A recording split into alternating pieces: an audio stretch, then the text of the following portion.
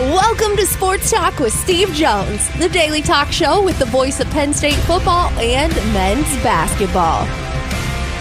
You never know what special guest may stop on by any given day. Now here's the man of the hour, Mr. Steve Jones. There is nothing like the first time. And for Penn State men's ice hockey, it is the first ever Frozen Four.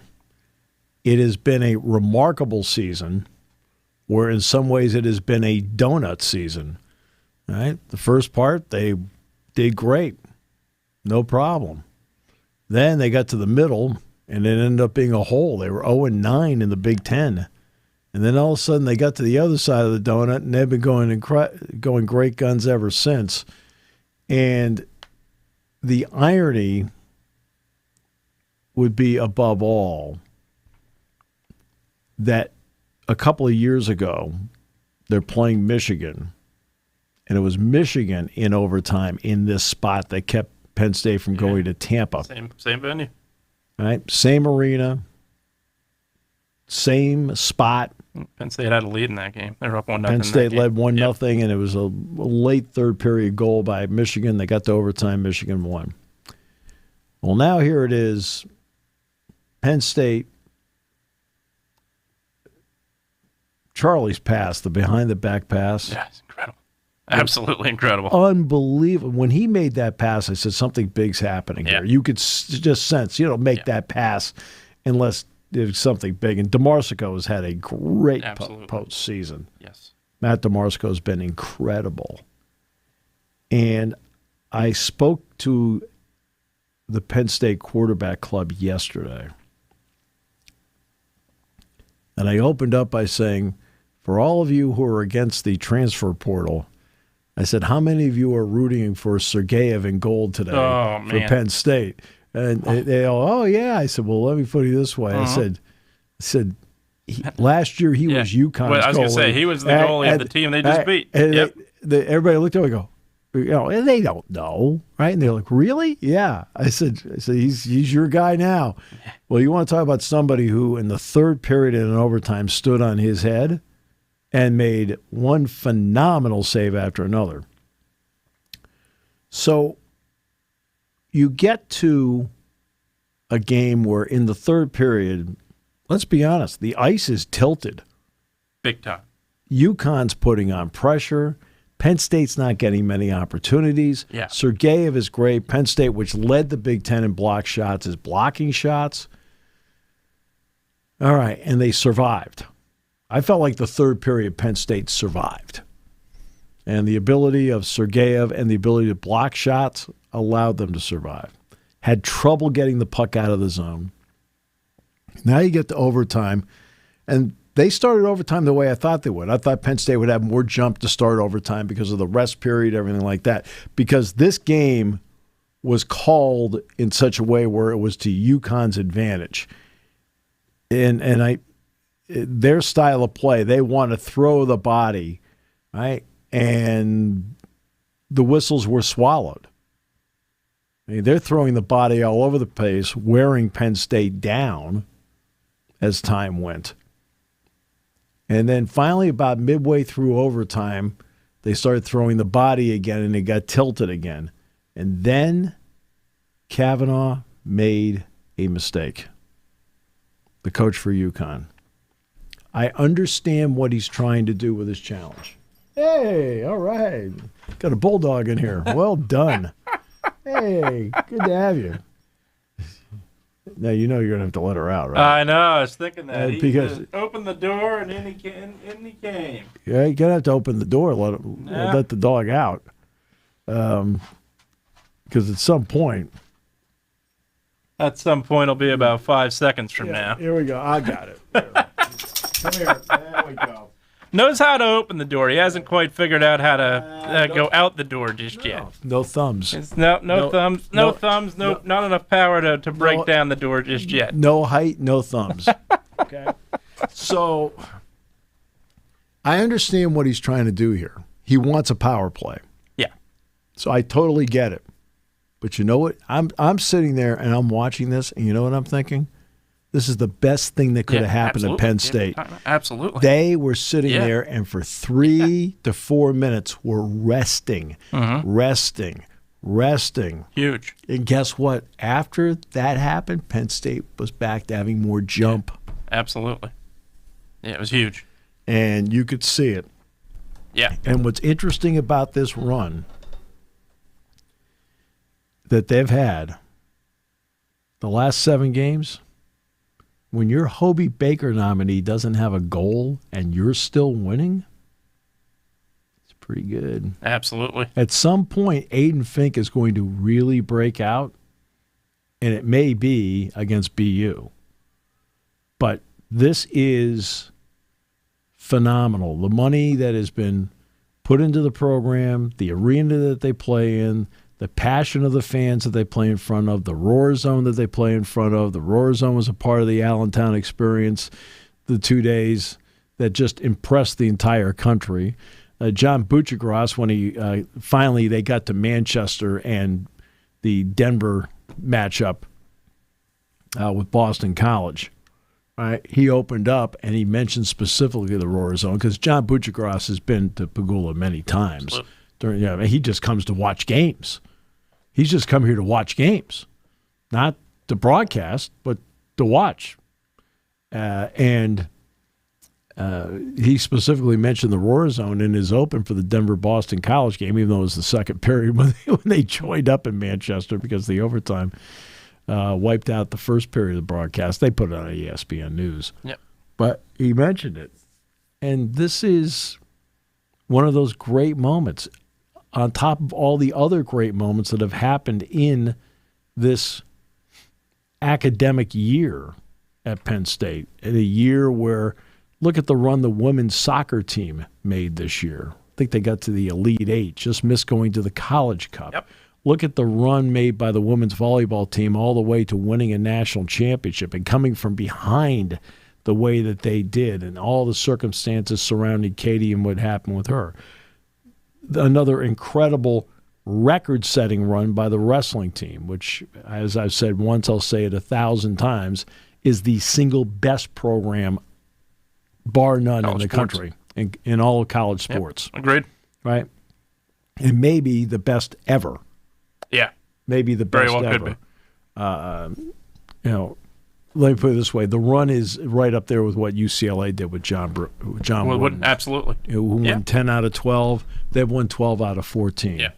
Yep. And what they've done is incredible. And then you see what the men's lacrosse team is doing. Women's lacrosse got another great one yesterday. The baseball team is exponentially improved. And by the way, did we mention the football team made the Final Four? Yeah. The football team made the Final Four. Couple plays away from being in the national championship, absolutely.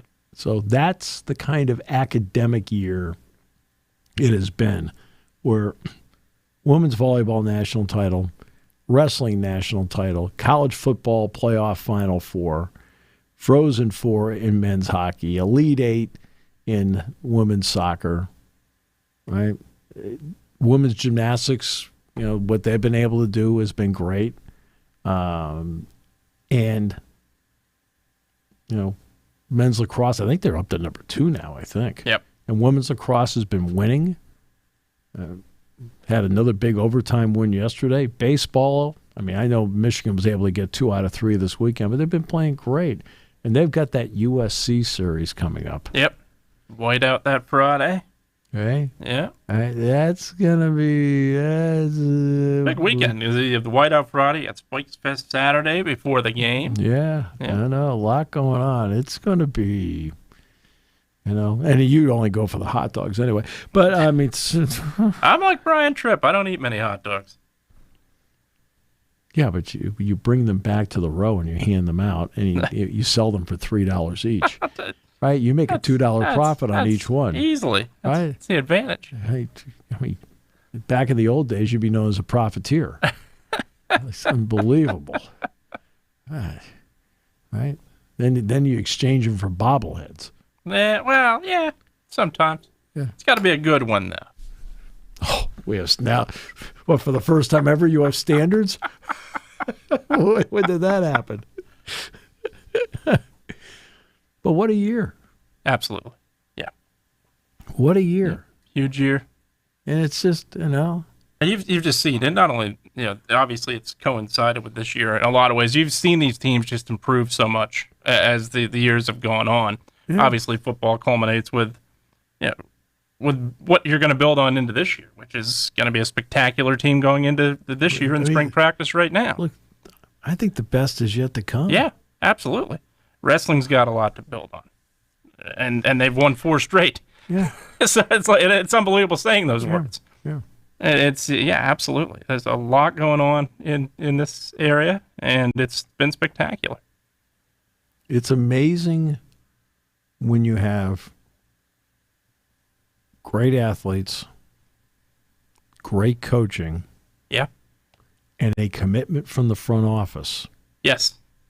Commitment from the front office, absolutely. Commitment from those who are spending the money to get in the stadium, the fans. Absolutely. The commitment from... It's amazing what the whole thing means.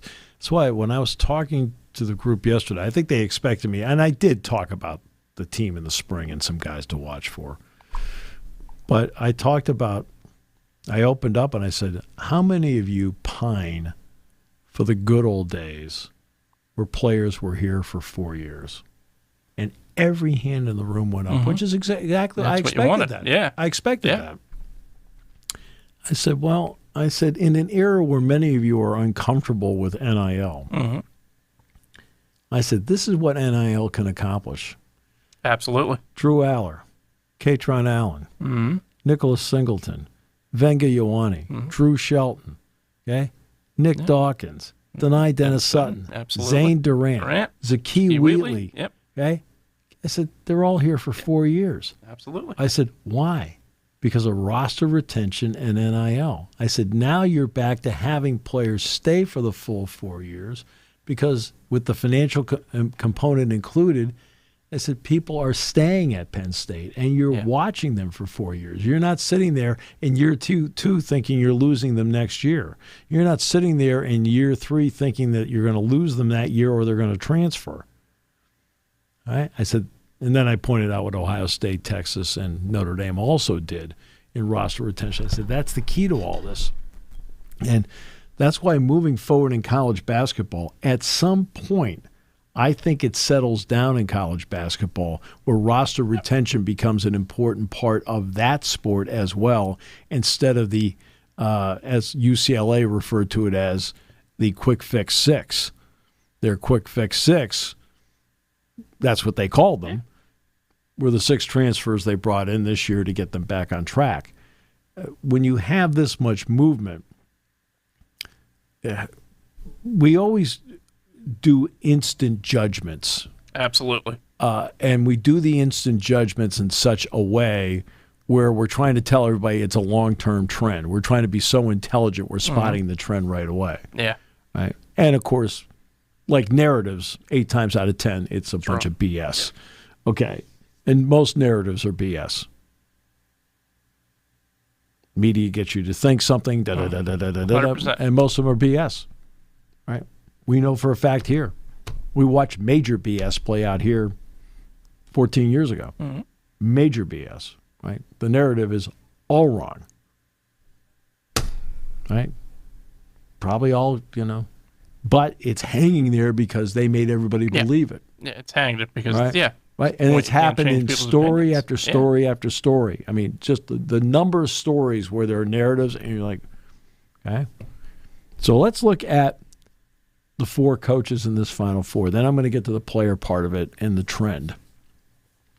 Okay? Bruce Pearl,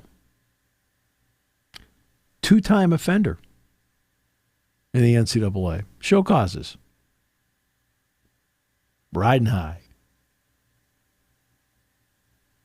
Kelvin Sampson, 2-time offender. Spends a lot of years in the NBA, essentially in college basketball exile. Riding high. Okay. Todd Golden. There is no way in heck, if you look and read all the stories about what's going on in Florida, that he should have survived the season. But he did. But he did. Because you read some of the stuff going with that, you're like, absolutely. Oh, boy, is that creepy. Okay. But Florida hung with him. Then there's John Shire, who, at least in this group, Shire won a national title as a player. Okay. Schreier rhymes with choir, and he's the choir boy of this group. Okay.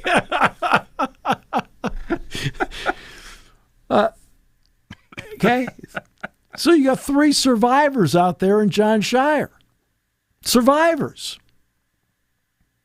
Absolutely. And it does get to the point where the rules that, one of the Bruce Pearl things was he was at Iowa at the time. He turned in Illinois over Deion Thomas. Now, I've only met Bruce Pearl once. Spoke very highly of you. Basically told me if you wanted his bobblehead, he'd send it. There it is. I just put my head down and shook it. I was like, Bruce, no. But I've only met Bruce Pearl once. Never met him. Right. I talked to him. I mean, he's fine, actually. Great guy to talk to. Deion Thomas, actually, no. Yeah, I've done a bunch of things over the years where Deion and I have been on together on interviews and things like that. And it's like, and to say I like Deion Thomas would be an understatement. I really do. He's Brian Barnhart's broadcast partner for Illinois basketball. Deion's a great dude. But that was the first one. Then there's the Aaron Kraft thing, which all these stuff that used to be illegal is that's why I laugh about but that's why I laugh about the fact that today, for example, Jack Ham and I cannot ever talk about recruits. Right? We can't. Why? Because if we talk about a recruit before they sign, it is an NCAA violation. But man, oh man, we could do all these other things. Can't mention their names. Can't do that. We can now work out an NIL deal before they sign, but you can't mention their name. Okay. So, hey, look. So what do? We follow the rule. Which I'll be honest with you is actually better for me anyway. Yeah. Only because I don't know it much other than what I ask people about. Hey, tell me about X. Tell me about the running back down in Harrisburg. Tell me about the wide receiver and whatever it happens to be. Right? And other than okay, or if it's an official visit, they're on an official visit. They'll bring players over and they say, hey, this is the voice of the team or whatever. Okay, same thing basketball. Again, it's got to be an official visit. Other than that, I don't know. Which is good. It's a good thing. I really don't lock in on them until they're actually out there practicing. Now I lock in on them because now I'm watching them against comparable competition. But those are your 4 coaches going into this. Okay? 2 were in exile for a period of time. Bruce Pearl was on TV for a couple of years. Why do you think Bruce Pearl was on TV and radio for a couple of years? Because he thought it was a great new profession to try out? No. Why do you think Kelvin Sampson was in the NBA for all those years? Kelvin Sampson is the living definition of violation. Right? All those years. Todd Golden, right? Young, good-looking guy, and then you're I got a kick out of it. And you read it, and you don't know what's true and what's not true. I have no idea what's true and what's not true. No. Right? Then there's John Shirley. His press conference, nobody wants to go to it. Right? Because there's nothing to talk about. John, you beat Butler in 2010, right? Right. John, as a player. John, what's it been like coaching Cooper Flagg and Con Knipple? Proctor's another good player. Meanwhile, it's like, so Todd, the allegations earlier there's nothing exciting to talk about with Duke. Duke, by the way, leads the nation. Yeah. Leads the nation in most wins by 20 points or better, including both rounds in the Sweet 16 and the Elite 8. What have I always said to you? The good teams aren't in close games. Absolutely. Okay, Yeah. I've said that over Yeah. and over again. The really good teams, Right. the really good teams aren't in close games. Right. Doesn't mean that once in a while you don't run into one, No, of course. Sure. But I got a kick out of. That's why I talked about Michigan this Yeah. year. I said Michigan is not going to. Yeah. They're going to go a long way. No. I said too many close games. I said it's like after a while you're going to run into some buzzsaw. And they ran into Florida. Yeah, absolutely. Or even the following year you get smacked the other way. You lose 15 games instead of winning the 2009 Penn State won almost every game 5 points or less. Yep. Won the NIT. 2010. Yeah. 3-14 in games decided by 6 points or less. 2011, flipped it around 11-3 games, 5 points or less during the NCAA tournament. You're like going, it's just that. Okay, that's the way it all bounces when you're sometimes. in that area, the margin of error. Okay. Agreed. Defines whether your season's considered a success or whether it's considered a problem. Yeah. Right. And Penn State was on the problem side of it this year because all those close games they just could not. Right. Find a way to win it, which was frustrating to Mike because Mike's one of those coaches who coming into this season had a 72% winning percentage in games, right, decided by those margins. 72%. Right? So now we get to the players and the trend. Because of 24/7 sports talk, of which I believe this show is included, it is up to us to come up with profound statements such as all the number ones made it, get used to it, that's the way it's going to be. The little guy is never going to have a chance again, right? The days of the run to the Final Four by VCU are over or by Florida Atlantic are over. I don't buy into that stuff. No, neither. And the reason I don't buy into it is a year is an entity unto itself. Absolutely. Now, I know that, that's a boring take. No.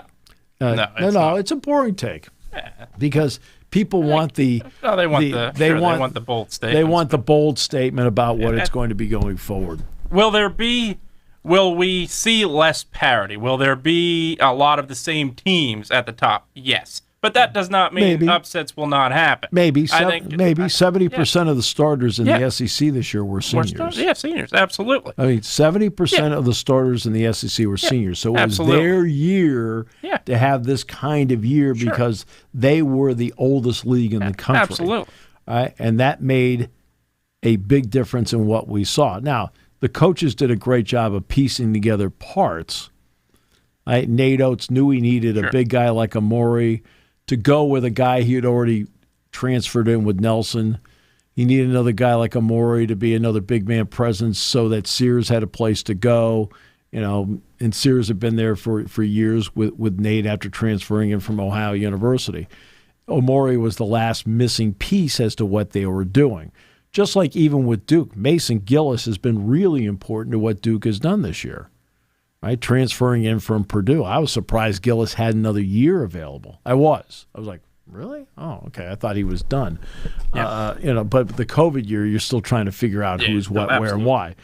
But that's where it's going. Now, the transfer part of it, I truly believe because of NIL, or better yet, revenue sharing money, you're going to see the possibility of more stable rosters and the return of player development. Penn State in football, with everything we've talked about with them, is, without question, a player development program. Absolutely. It doesn't mean they don't go out and get a Kyron Hudson, who, by the way, is going to help.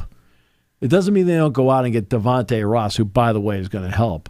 And an A. White at defensive end, who, by the way, is going to help. Mm-hmm. Or get a T.J. Shanahan, who's going to help with the depth on that offensive line, and maybe down the road becomes a guy that moves up and starts for Penn State. Okay? Doesn't mean those guys aren't going to help. They are. Just like A.J. Harris has already tremendously helped. Okay? But I've only named a handful of guys. Yeah. Davian Collins is also a transfer, right? He's going to really help. But I've only named a handful of guys out of the 105-man roster. Right. Everybody else is in the roster retention category and development category. Yeah. Right? And you've got guys staying here 3, 4, now even 5 years, depending on how their injury situation played out, or maybe their performance played out. 3, 4, and 5 years. Now mostly it's actually more of a lean of more of 4 and 5 year guys. Yeah. On the team. And that's because of roster retention money along the way. Now, okay, Ohio State, we can talk Caleb Downs and Will Howard all we want. No. I got it. And Simmons, the left tackle, but he didn't play the last part of the season. We could talk about that all we want, but there's a reality to it. Most of those guys started their careers at Ohio State, and they're still there. Yeah, defensively especially last year. That was a huge win for them, getting those guys back. Right. Okay, Travion Henderson, Emeka Ibuka on the offensive side. Absolutely. Okay, now let's flip it over to Notre Dame. That was the big story, Notre Dame. We can focus on Riley Leonard all we want as the quarterback because they needed a Riley Leonard. Okay, but the vast majority of that team was older players on roster retention. Texas, same thing. Older players, roster retention. Now let's flip it over to basketball. I believe with revenue-sharing dollars in combination with NIL, you're going to see, not completely, still going to be people who are going to take 5, 6, 7, 8 transfers, especially if it's a new coach coming in. Absolutely. I mean, do you think Kevin Willard's going to walk into Villanova and he's going to sit back and say, yeah, let's keep everybody? Well, Kevin, there's hardly anybody left. Yeah. So he's going to have to get transfers in to get the program going. Okay? That's a fact of life. Iowa's going to have to get guys transferring in to get, for Ben McCollum, to get the program at least stabilized. Minnesota's going to be the same way. Nico Medved's going to have to come in and get transfers. But I think you're going to see programs being able to keep a base of 5 to 7 players and then mixing in, if they want to go to 15 scholarships, they can. But let's just say, I think a lot of coaches are going to stay at 13. 13, yep. I really do. And I don't think, I've been talking about the extra millions that could go into scholarships. I'll get to that in a second because I don't think everybody's going to fulfill their numbers. I really don't. But so 13, if I'm talking about keeping anyone from 5 to 7, that leaves me with a maximum, let's go 7, of 6 openings. Do I go with a couple of freshmen and 3 or 4 transfers? Sure. But what the idea is, I'm going to keep my roster stable, pay the guys that I need to pay out of my revenue share, and also NIL. And I think you may see a more stabilized roster because of the money component. Yes. I think the big element is going to be at the highest levels. I ain't starting, I'm departing. That's still going to be a part of it. That's going to play a role.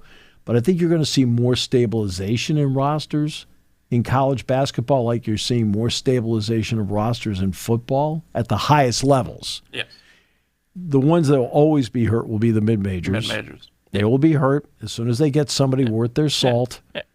Robert Morris, prime example. They got hit hard, and there's no doubt. Right. But, I mean, anybody worth their salt, that people are looking like, hey, you know what?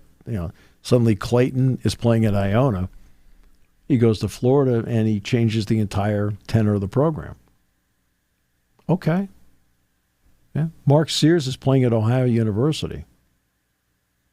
He changes the Alabama program. Mm-hmm. Now, Amori's a Rutgers. That's it's a Big Ten to an SEC. Well, sort of a Big Ten. I'm just kidding, right? Goes from Rutgers over. A disappointing Big Ten team that has 2 top 5 picks in the draft. Yeah. Should have. All right. done a lot better. But you look at Ohio University and Sears, North Dakota State, right, and Nelson. Right? Those are mid-major move-ups. Okay? It's not like Jeremy Roach going from Duke to Baylor. Right? That's not what we're talking about here. Those are the mid-major move-ups. Okay? Iona to Florida, mid-major move-up. You're going to get guys like that will make that move. That's why at Iowa, the point guard, that was at Drake, who was the Division II point guard for him. Right? We're going to get a chance to watch him next year. They're playing here, too. Because Iowa will play here. They'll flip the schedule. I'm going to guess they're going to flip the schedule. I mean, I expect USC and UCLA to come here, and I expect Penn State to go to Oregon and Washington. So wherever Penn State played at last year, I expect them to come here this year. But it's the Big Ten. I don't know. Okay. Just using logic here. Let's see how she plays out. And that to me is you'll see that. But that's been going on for a while anyway. So let's go back to, I was talking in the hallway about 2018 and the last time Penn State went to Notre Dame. We were talking about that in the hallway. And you were barely paying attention. Right now, I think I developed I brought the conversation up that led to the 20. So Penn State, after beating Notre Dame, who'd they play? They played Marquette at the Al McGuire Center on campus. They didn't play over at the Bucks Arena. And who was the top scorer in that team? This is 2018, so I'm going back 7 years ago now. It was Andrew Rousey. Well, Rousey had played 2 years at UNC Wilmington, was a 1,000-point scorer at Wilmington, transferred to Marquette, where in 2 years he scored 1,000 points there. Now, to be honest with you, the dog that walked in, Rousey couldn't defend the dog, okay? But he sure could shoot and score, and he had the ability to draw fouls. He was a 2,000-point scorer in his career. 1,000 there, 1,000 in Marquette. That was 7 years ago, everybody. So this has been going on for a while. Maybe not to the volume. No. Maybe not to the volume. Right. But it's been going on for a while. And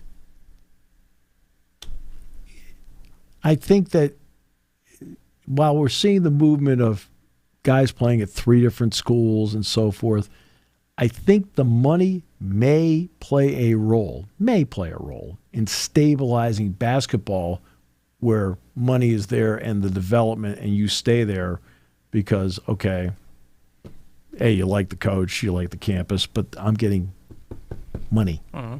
Okay? Yeah. And I think you may start to see that in basketball. Now, as for the 1 seeds, well, you can see now, it's not the first time ever 1 seeds have all made it. Right. It just turns out every year has its own personality. People hate when I talk about that, but I'm sorry, I've done this a long time. I've seen all 1 seeds make it.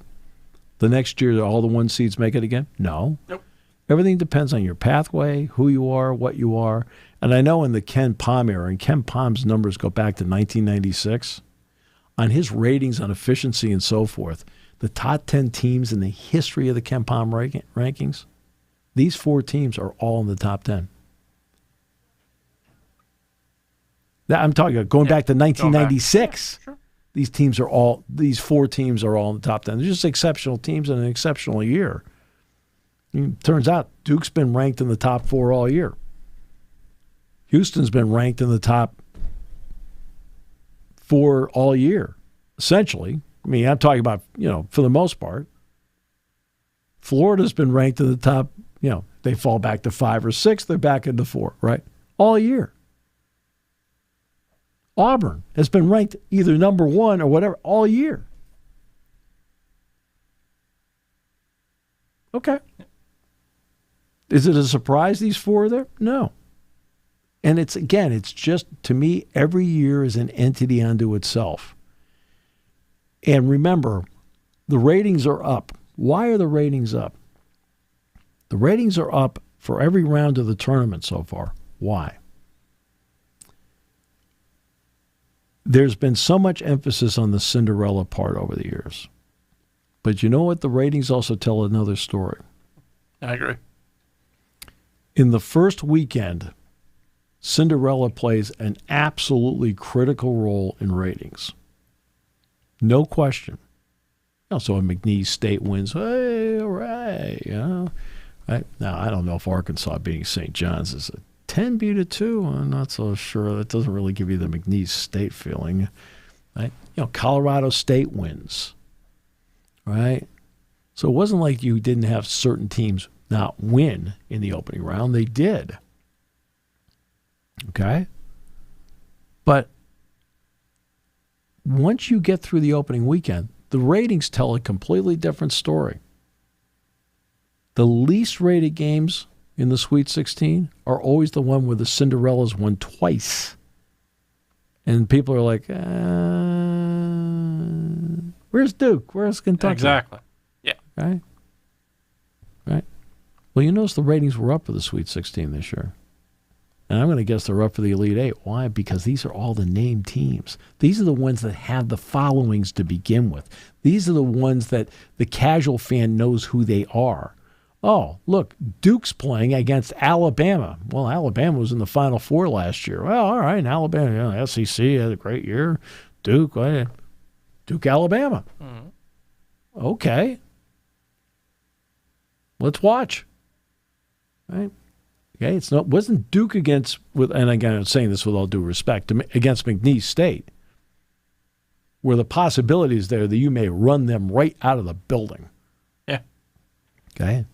Sure, it's fun when St. Peter's gets to a point, but did we want to see St. Peter's in the Final Four? It would have been nice, but when they got to the Final Four, it would have been the lowest rated game by a wide margin.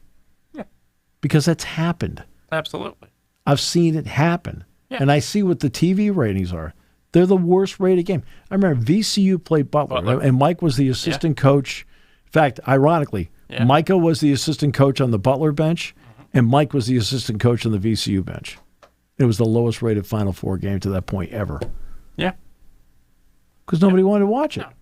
No, and you can right? go back. And then the nightcap was Duke, and the ratings for that were off the chart. I can't remember who Duke played. But Duke, but they were the nightcap. They deliberately put that game first because they knew it was going to be the lower rated game. The game in prime time that they needed, that was starting at 8:30, they needed it to be Duke. And then Duke won, then played Butler, and then that it turned out to be a great game where Gordon Hayward launched the shot from midcourt. Yeah. Right? I think that was the Final Four. It was in Indianapolis. That was a championship, It was in Indianapolis. Hit the backboard and almost won. Right, and it hit the flange, and you're like, hey, that was awfully close. Yeah. That was the one time Jim Nance didn't have to script it. Right, which is one of the best calls he's ever made because it was so natural. Yeah. And it was just, but the ratings for VCU and Butler weren't great because, again, Cinderella has a shelf life. Okay. Yeah. I mean, you even go back to it's like in the movie Jack Reacher at the end, right? Where Duvall looks over at Cruz and Rosamund Pike is standing there. He says, "You'll be fine," and he looks at her. He says, "Get her number. Let's go." Right? That's Cinderella in the NCAA tournament. Get her number. Let's go. We don't need to watch anymore. We're finished. And you go back to when George Mason made their run. I think obviously, they ran into Florida, who was dominant, clear cut the best team in the country. Right. What would have drew you a bigger rating? George Mason in Florida, as it was, or UConn in Florida, exactly, in that spot. Right. Now UConn's the best team in the number one seed. We're interested because Gabe Norwood's playing for George Mason. Absolutely. Right. So Gabe's from State College, played at State High, the whole deal. So we're all interested here because one of our players is in the tournament. One of our own living here in town is in the tournament playing in the Final Four. Absolutely. But the rest of the country wasn't interested. No. Right? It's a great story, but the story has a shelf life to the casual fan. Completely. So this is a particular year where 4-1s make it. Next year, It could be completely different. It could be It could be 2 1s, a 4, a 6. Yeah. Just depending on day, time, pathway, whatever. In this particular year, it's 4 1s. Is it always going to be power? Well, power conferences have all been winning all these championships anyway. Okay, what power conference hasn't been winning? ACC, Big Ten hasn't won since 2000, right? But SEC, ACC, Big 12, Big East, Final Four teams from the Big Ten left and right. It's not like the Big Ten hasn't had a lot of Final Four teams over the years. Big Ten's had a pile of Final Four teams over the years. Just haven't won it. Wisconsin's playing for the national championship. Michigan's out there, playing against Louisville in the national title game. Michigan State's been in, 7 Final Fours under Tommy? You've had a lot of, Big Ten teams make it too. And Purdue last year played in the national championship game against UConn. It's not like, one like the Big Ten didn't have a team in the national title game a year ago. They did. So the Big Ten's had a lot of Final Four teams. But again, the power conferences are the ones populating the Final Four anyway. What's the difference what number seed they are? Right. Great. Okay, eventually the cream rises, deeper, more athletic teams, whatever. So this is the 2025 trend. It doesn't mean it's the 2026 trend. And it doesn't mean it's the 2027 trend. Again, Cinderella. The charm of Cinderella in the NCAA tournament is the first 2 games. Round 1, round 2.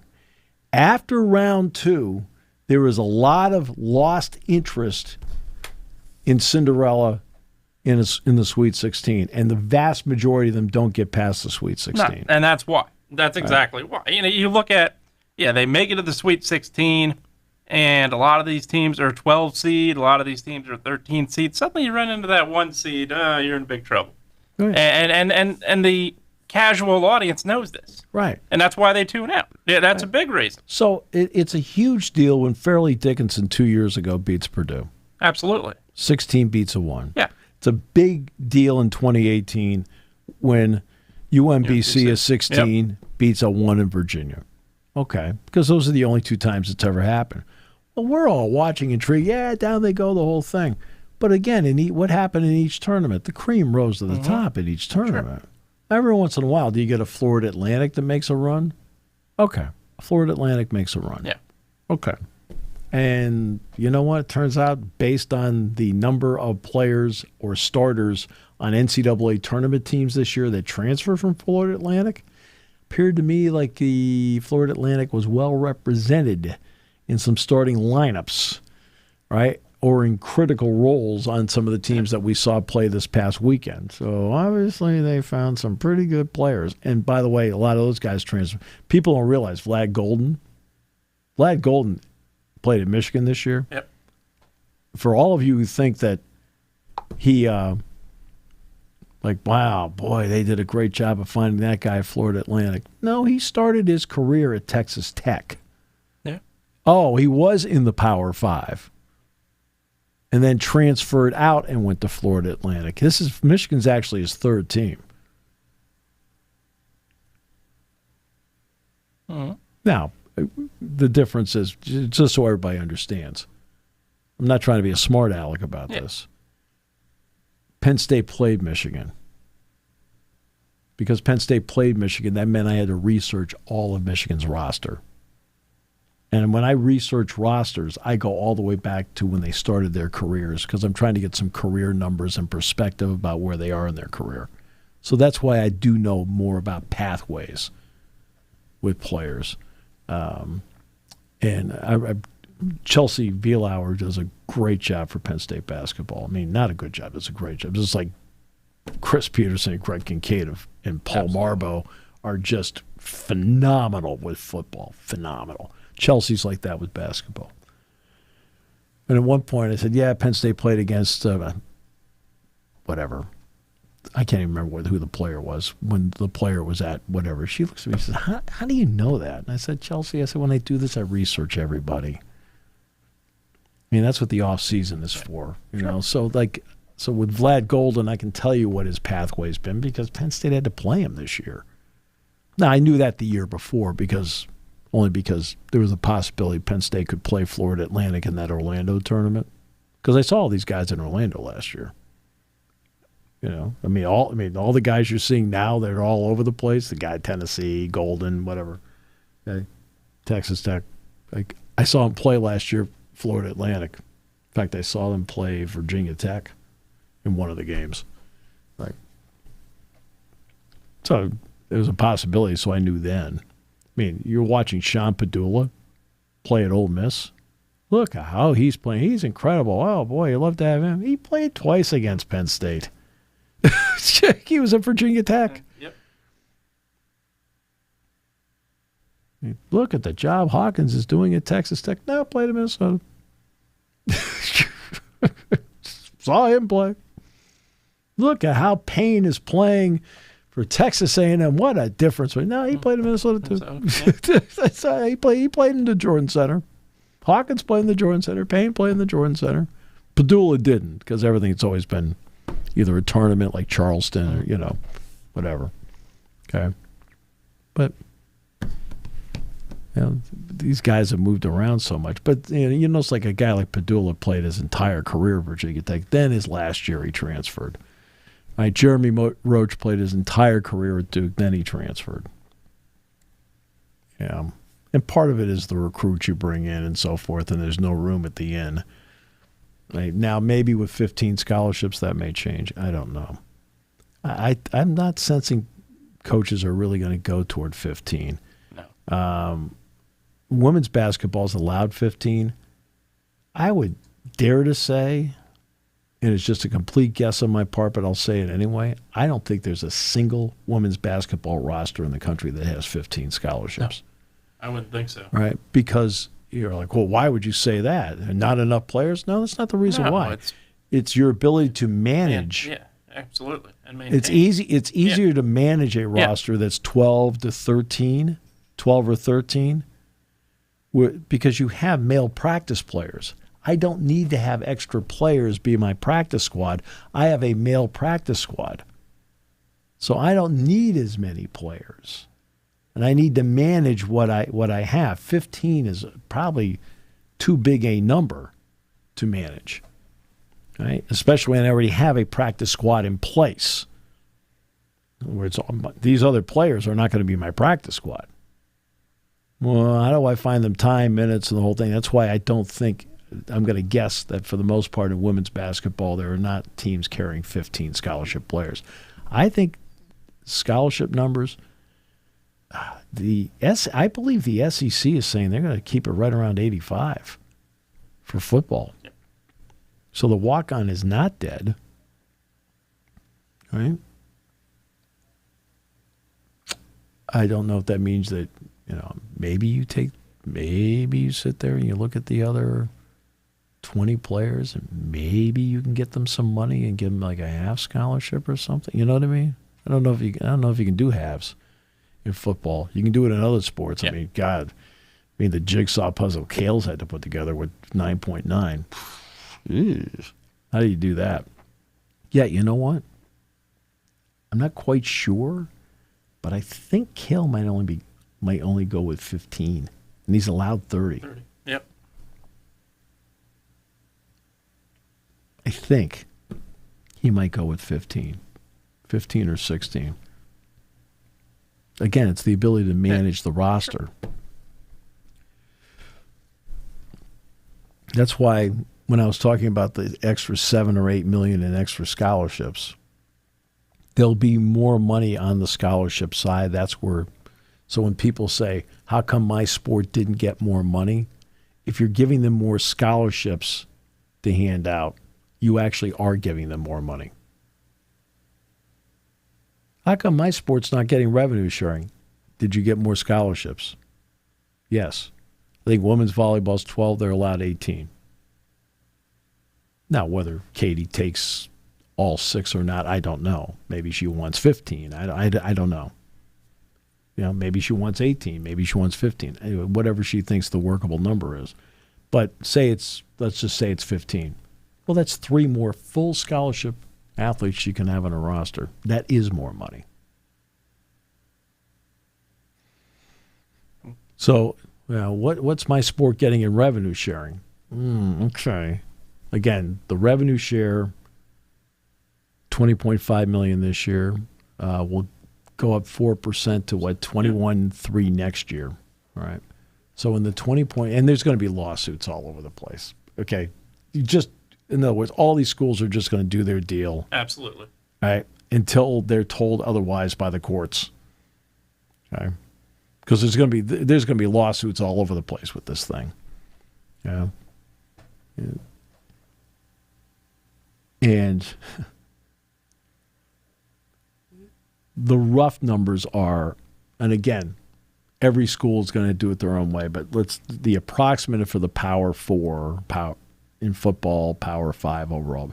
Basketball, you actually have to go Power 4 because you can't include the Big East in this.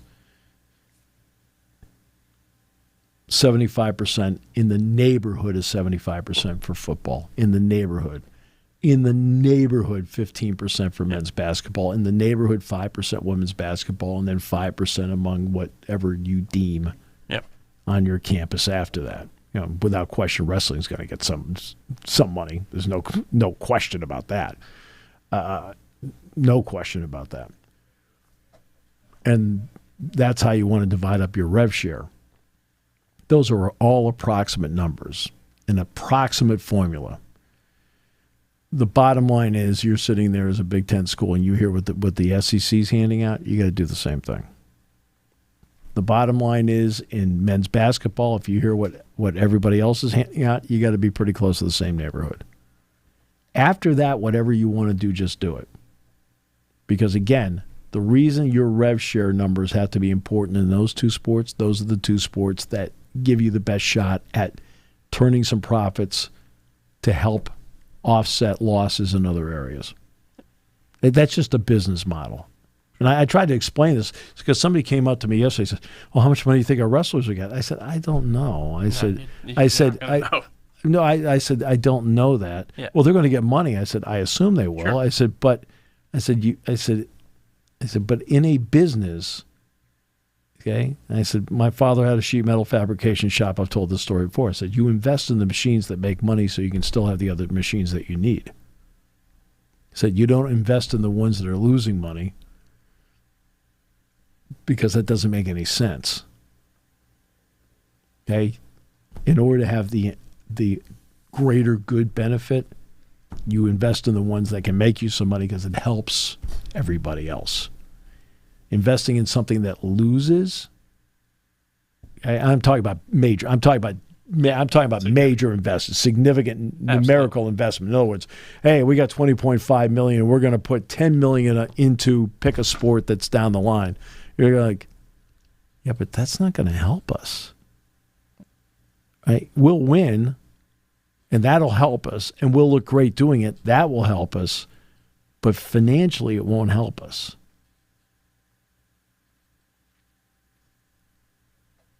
We'll lose more money doing that. And I don't think you sit there. I mean, if you're Iowa, how much money can you invest in your revenue share in wrestling?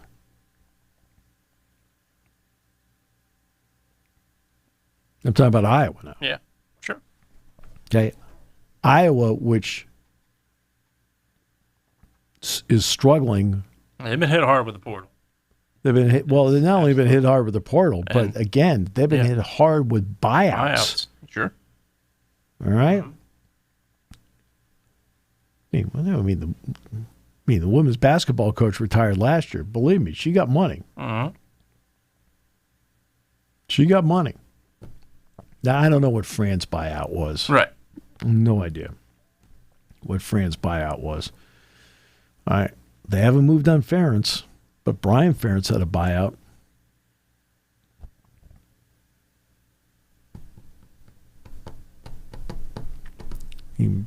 It all adds up. Sure. So, but to think, well, that's the end of the mid-major. No. If you have an automatic bid to the tournament, your conference, that is not the end of the mid-major. Okay? And on a particular day, they're not hitting shots. You're winning. McNeese State hit shots as a 12, advanced. Okay? What was Colorado State at 10? 12. I believe they were. Was Colorado State at 12? They were 12. Right? They advanced. Yep. I mean, wasn't like wasn't like you didn't have 12s advanced. Okay. This happens every year.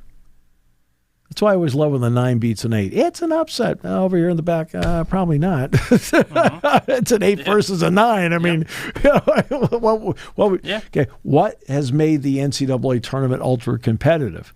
What's made the NCAA tournament ultra competitive now is that the depth of quality team in the NCAA tournament makes the second round extremely tough for the 1 seed. It used to be you could pretty much book the 1 seeds into the Sweet 16. No more. When they've got to play that 8-9 winner, that's a really good game. That's a really good game across the board. Just a really good game. Look, Florida's been great. They've been dominant. Florida's been surviving left and right in games. In the last couple of games they played, they've had to fight their guts out to the finish out there in San Francisco. I mean, they had to come from 10 down to beat Texas Tech. Clayton went out and it was hitting shots left and right. Okay. Now, Duke blew out Alabama. I will say this for Houston and Tennessee. The first half of that game set the game back 40 years. It was especially for Tennessee. Unbelievably bad basketball. Yep. That was bad. Yep. And I'm watching Auburn and Michigan State. What really terrific game. Right? Terrific game. Florida, Texas Tech, terrific game. Right? Houston, Tennessee, horrific. Right? And Cooper Flagg, in watching him play, you can see why John Shire gets frustrated with him. Because he is such a team player. Shoot the ball! You're really good! Shoot it! Be a little more selfish. He hit a turnaround jumper from the elbow the other day. I'm like, oh, you don't see that very often. Then he came down right at the end of the first half, launched a 28-foot three, bang. Like, what the heck? And they don't have a single starter under 6'5". They are long. Yep. They're athletic, and that's what makes them such a really good defensive team. Houston, offensively, they're brutal to watch. Agreed. Their defense is so good. And Tennessee in the first half scored 15 points. I'm like, hey, God. I'm watching this like going, is there a movie on?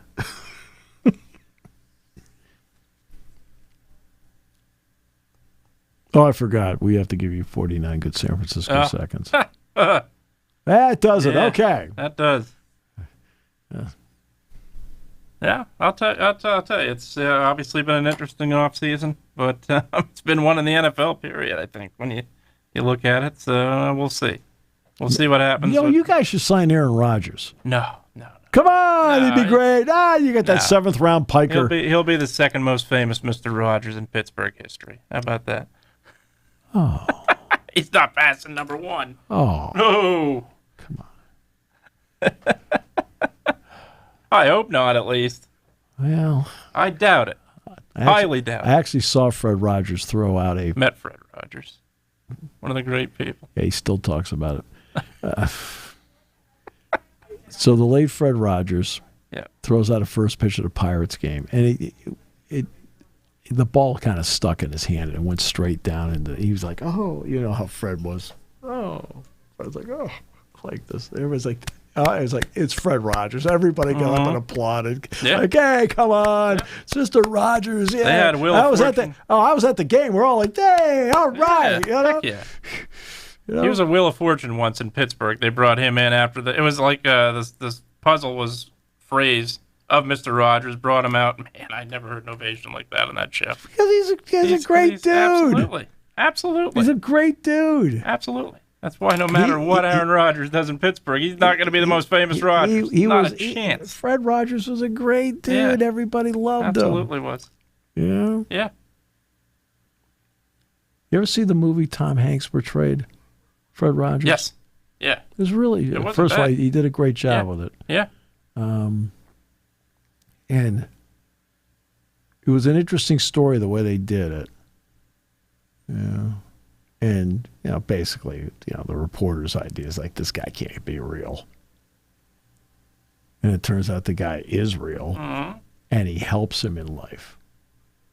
Changes his perspective on life. It was really cool.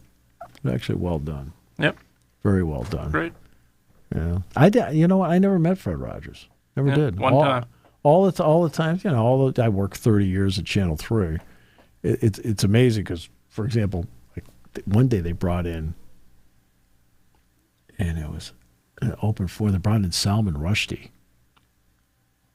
And of course, the security in the building was ultra tight, right? You know what struck me about Rushdie? He's genuinely a funny guy. I was like, hey, all right. right. Him, but would have loved to have met Fred Rogers. Okay, never did. Never did. Would have loved to have. Yeah. Would have been great. Yeah. In fact, wouldn't mind co-hosting the show with him. I don't care if he knew anything about sports. I mean, you barely know anything. That's right.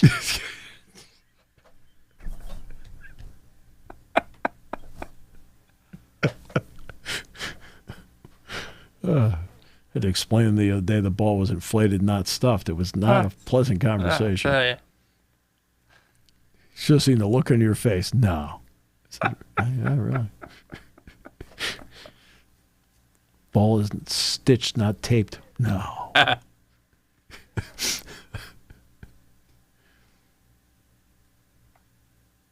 That's all I have for today. All right. It's probably all you have for today. I kind of felt like today you were pretty much 98 on the slow gun. I just kind of 98 on the slow? I just kind of thought I'll take 98. I kind of thought you were bringing your fastball all day. I'll take 98. Right? I can't remember anything you said, but 98 in a school exam would have been darn near perfect. I'd have been okay with that. That's straight. That's a flat A. It's not 100. No. You either get better or get worse. You never stay the same. That's right.